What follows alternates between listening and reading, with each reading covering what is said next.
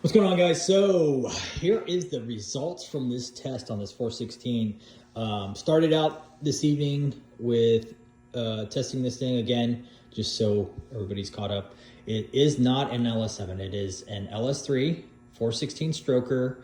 It's got a small dish in it. The compression ratio is 10.25 to 1 compression with our 11-degree cylinder heads on it. The heads have a 660 spring package on them.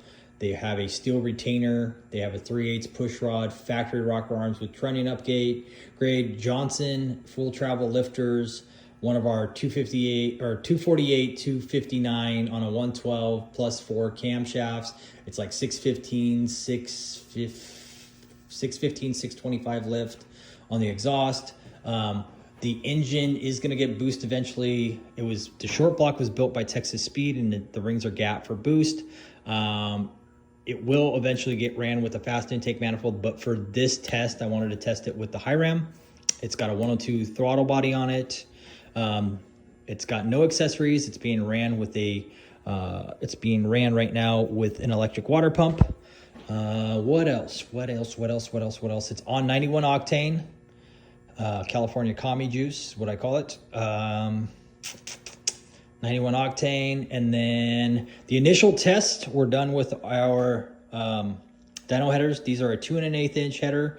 Goes down to a 3-inch choke, 3.5 inch collector, and then it's got about 18 inches of pipe past the collector as an extension. EGTs on those. Then after I did the testing with those, swapped it over. I can't remember. I think these are LG or something like that. These are our old dyno headers that I used to use all the time. And these are an 1 7/8 primary down to a 2-inch choke and a 2.5 inch collector. The initial tests, once I installed these, were done with that extension off. And then after I did a couple pulls just to get a baseline and see, what that did. I added the extensions on both sides. And then here are the results with that. I want to mention one thing too. I think that one of the things that's holding this thing back RPM wise and power, I think it has a little bit more in it. If it had a better set of valve covers on it, I have tested in the past and just going to like a BTR with the dash 8 ORB to 8 ORB to like a dash 10 breather and taking this to a catch can. Once you start getting up into like 6,800 and everything like that, it really does help getting more of that crankcase pressure, especially since this thing is gapped for boost. So the ring, it's gonna have a little bit more blow by and stuff like that. And I did, when I pulled the headers off, I did see some oil, a little bit of oil coming up the exhaust ports. And I think it's getting some blow by or some ring flutter, up at the higher RPM because of the crankcase pressure, and it should have a better. I do have a set of the BTRs here, but I don't have them with the mounts, so I just decided to keep these on for ease of mounting the coils and everything like that. But I think there's probably 10 horsepower and just a good crankcase ventilation on this thing, and a vacuum pump would probably get even more. That's my theory. I'm not going to say that that's 100%, but let's look at what happened with the header testing.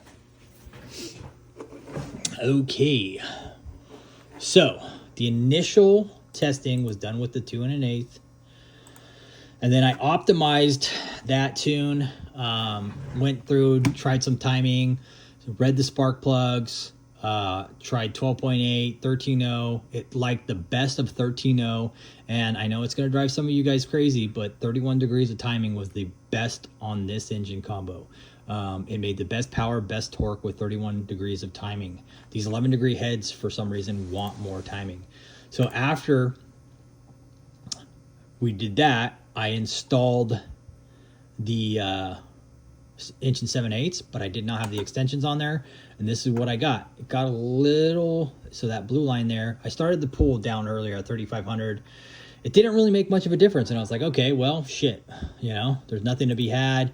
It made a little bit less power up top. I would expect that with the smaller primary, So then I went and installed the extensions on it. And next thing I know, look what happened. Bam. All of a sudden, the headers are making better power and everything with the extension on it. So, 697.4 horsepower, carrying up higher compared to the 689 horsepower with the 2 1/8. It picked up torque as well. So the 595.7 with the 2 1/8 was the best that I got. This made 603. So after that, I optimized it a little bit more, did some more tweaking on it to see if it liked different timing or air fuel ratio, and it actually liked being a little bit leaner than with the 2 1/8. So after leaning it out up top a little bit more, the best was 704, and it carried a little bit further and made a best of 605 foot-pounds of torque.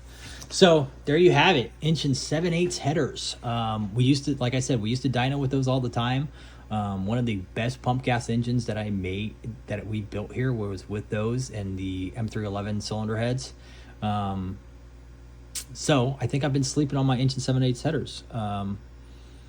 Yeah, so it's good to go back and retest stuff when I have the time, and tonight I did, and here you have it, a little hydro roller 408/416s. I think that the 1 7/8 headers are going to get you better torque. And again, I'm not going to say that would be for every single combo out there. I mean, I think that if I said that and then the very next one I put on the dyno and try it again and then swap to the 2 1/8, all of a sudden the 2 1/8 is going to be better. I think it's just really dependent on camshaft, cylinder heads, intake, induction.